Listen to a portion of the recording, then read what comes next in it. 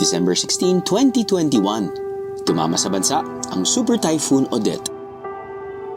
At isa sa mga labis na naapektuhan at napinsala, ang isla ng Siargao.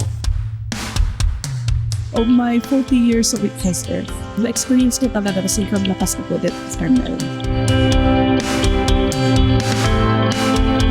Mahigit isang taon matapos ang naranasan nilang bagyo, kamusta na kaya ang mga Siarganon? Importante yung pagtutulungan. Wala tayong ibang maasahan, but also yung mga kapwa din natin, Siargao and Mas naging matatag po kami after ng bagyong Odette. Bagyo ka lang, lalaban kami. Kahit anong mangyari.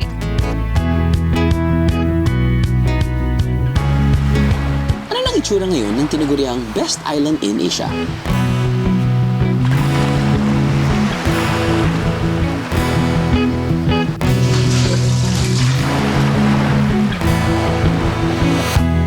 Alamin ang mga kwento ng pag-asa at pagbangon mula mismo sa mga Siargaonon.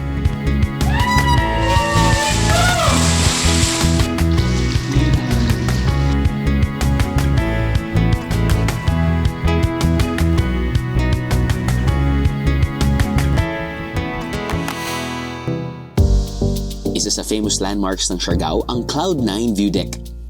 Magandang vantage point para sa mga turistang gustong mapanood ang surfers in action.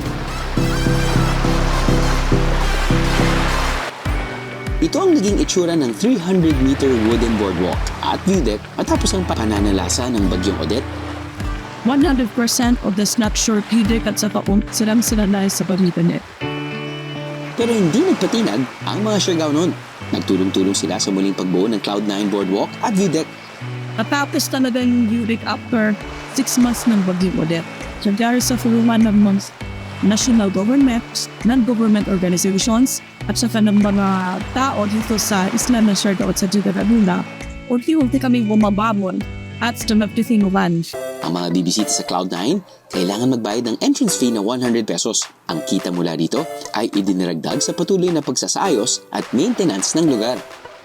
So ano yung new deck before, gagawin namin ngayon na mas maganda pa mas matibay after it. Isa sa mga sikat na puntahan na mala postcard sa ganda ay ang kalsadang ito, kung saan makikita ang libu-libong coconut at palm trees. Marami mang nasira, marami pa rin ang standing strong, marami pa rin ang humihinto rito para magpakuha ng field-worthy photos at videos sa mga lokal na kilala bilang mga human drone.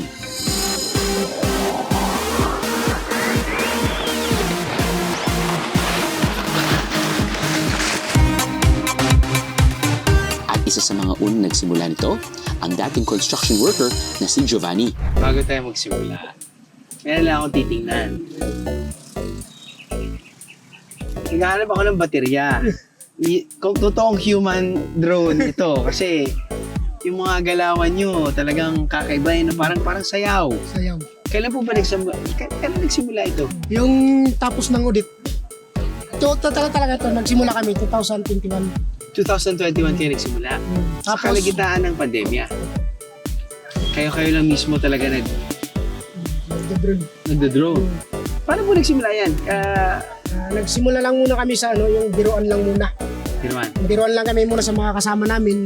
Okay. Nag-try kami sa pangit lang na cellphone. Yung nakakahilo pa yun siguro. Oo. Nakakahilo kasi maalog yung video. Okay. Hanggang may dumating na turista, trinay namin. Napaka-importante na yung telepono ay may digital stabilization. Tama. Yung na-try namin sa turista, napangaw sila sa kuha namin. Paano nyo na ipasok yung pagbenta ng bamboo straw? Ito kasi yung nagsimula kami nito ng bamboo straw, yung binagbawal dito yung plastic sa Siargao. Opo. Tapos nag-click naman hanggang sa ito na talaga yung namin dito, product. 100 po per bundle nito. 100 per Per bundle. bundle. So kumbaga parang ang tunay na produkto na binibenta nyo ay ito. Ito. Pero dumadami yung mga turista dahil sa ginagawa nyo human drone. Dahil pumatok yung human drone namin. Brilliant. So pwede mo ba akong turuan? Kasi tuturuan kita. alam mo, yung asawa ko, parati siya sasabi, ang ganda-ganda ng kuha ko sa'yo. Ikaw yung kuha mo sa akin, ang sama-sama. Simulan na natin ang Oplan Happy Wife, Happy Life, Giovanni! Pagkatapos ko mo, gagawin ka na muna, no? Sarado ako pagkatapos hindi ko tumulan ka. Hindi, pagkama beses pagkatapos. Pagkatapos ko, nan, tapos gagawin ka naman na, tapos ko, nakakapaniwan sa mga naman. Ewan, at yan yung haso ka diba? Ang kapat, wait, okay. Okay? Ready? 18, 1, 2, 3, go, wait. Yeah.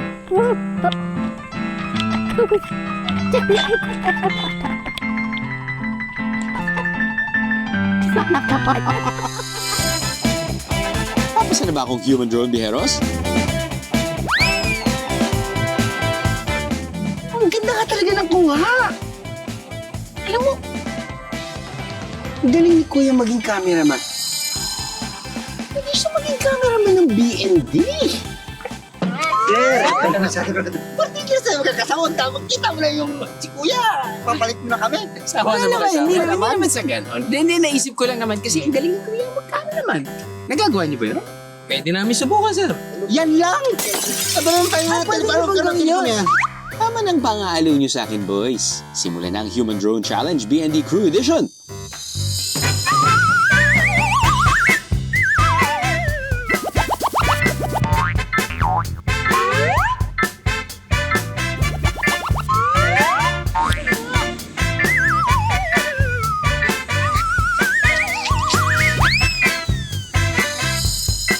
Biheros, kayo na ang humusga.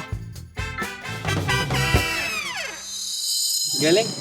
Sorry guys ha. Kuya, ikaw na yung kuha. Dito na lang tayo.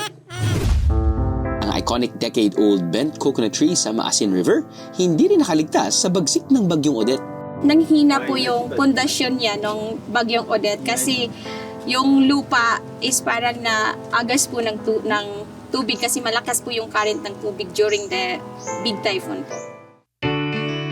Para maisalba ang puno, tinabunan ng lupa bago sinimento ang parte ng puno na nakatanim. Nilagyan din ng suporta ang paligid nito at ipinagbawal na aakyatan ng mga lokal at turista.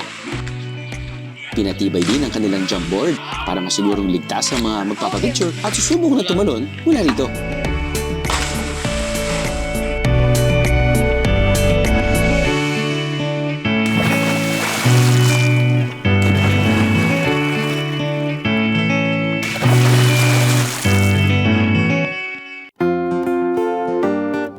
Nagpapasalamat po kami na at least po after po sa Bagyong Odette, unti-unti pong bumabangon ang aming tourist spot. Unti-unti po naibangon po namin yung hanap buhay namin dito sa aming lugar po. Pati ang mga nagtitinda sa paligid ng Maasin River, back to normal na ulit ang negosyo. Kasama na riyan si Nanay Mernie. 2017 na magsimulang magtinda ng seashell na tinatawag na tuway si Nanay Mernie. Ibinibenta niya ito ng 10 pesos kada piraso at 100 pesos naman ang isang tumpok. Mabintang mabinta po. Parang siya na po yung naging delicacy po namin dito sa Maasin River po namin. Kasi dito rin po kinukuha yung tuway po. Sa ima makabinta ko ng tag 500, 5 katapok, 500.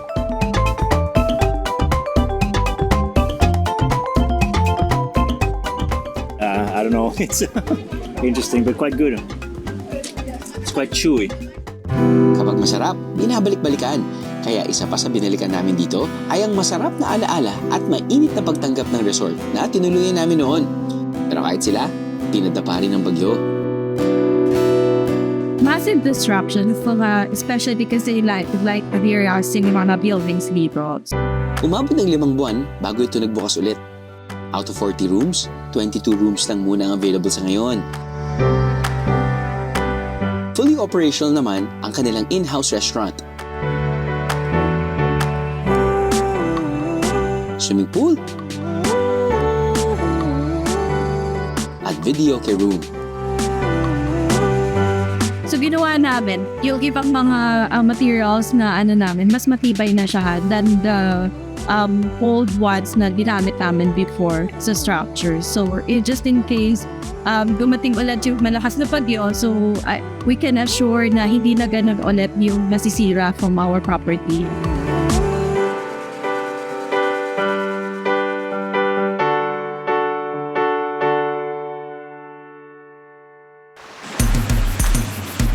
Isa sa dinarayang isla rito sa Siargao, hindi rin nakaligtas sa lupit ng bagyong Odette. Pero ngayon, tila nagbagong bihis ang Naked Island. Isa sa mga main tourist destinations na kapag nag-island hopping dito sa Siargao ay ang Naked Island kung saan tayo ngayon, but I am not alone. Dahil sa totoo lang, I think legally, hindi ka na pwede mag-isa. Kaya kailangan parating may kasama ka ng tour guide katulad ni Kuya Noy. Kuya Noy, pag mag-island hopping yung mga turista, kailangan muna sila mag-register sa Coast Guard. Kailangan mo mag-register doon para sa yung mga pangalan nyo. Tapos doon, ngayon, kailangan ng merong tour guide katulad mo. Yes, kailangan talaga. So, isang tour guide, ano po yung maximum number of tourists na pwede? 10 people and one guide. Isang palatandaan sa muling pagdagsa ng mga turista ay ang pagdami ng kalat at basura sa isla. Kaya biyeros, do your own part sa pagpapanatili ng kalinisan sa mga lugar na inyong binibisita. Leave nothing but footprints. Always be a responsible biyero. 10 minuto lang mula sa Naked Island, ang Daku Island. Isang bare at walang naninirahan at nakatanim na mga halaman sa Naked Island. Dito sa Daku ay may komunidad na naninirahan at nangangalaga sa isla.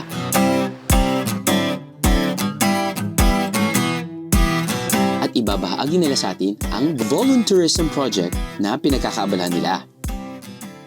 Yung hardin po ng pagbabago namin dito sa aming barangay sa Daku is nagsisimula po ito noong February 1, 2020 nung nagsimula po yung pandemya. Bawat barangay po ay binibigyan ng isang pulis na siyang nag-ano sa amin para mabuo po itong hardin ng pagbabago po namin. Noon po sir, para po itong gubat.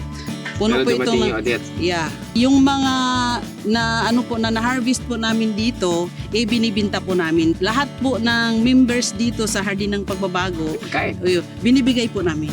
Pinaghati-hati po namin. At saka yung taga-barangay po, bumibili din po sila. Okay. Nakakatulong po yun ng malaki sa amin.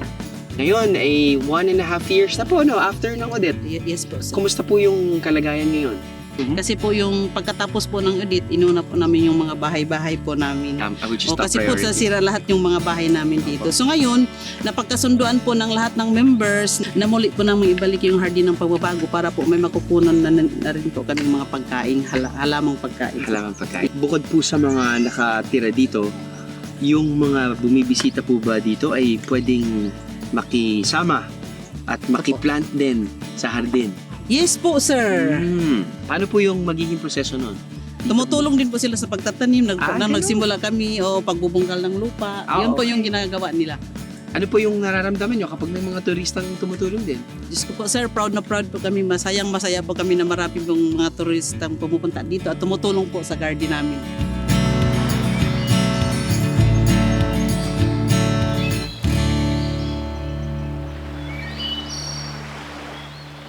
I have the meeting is a BIA.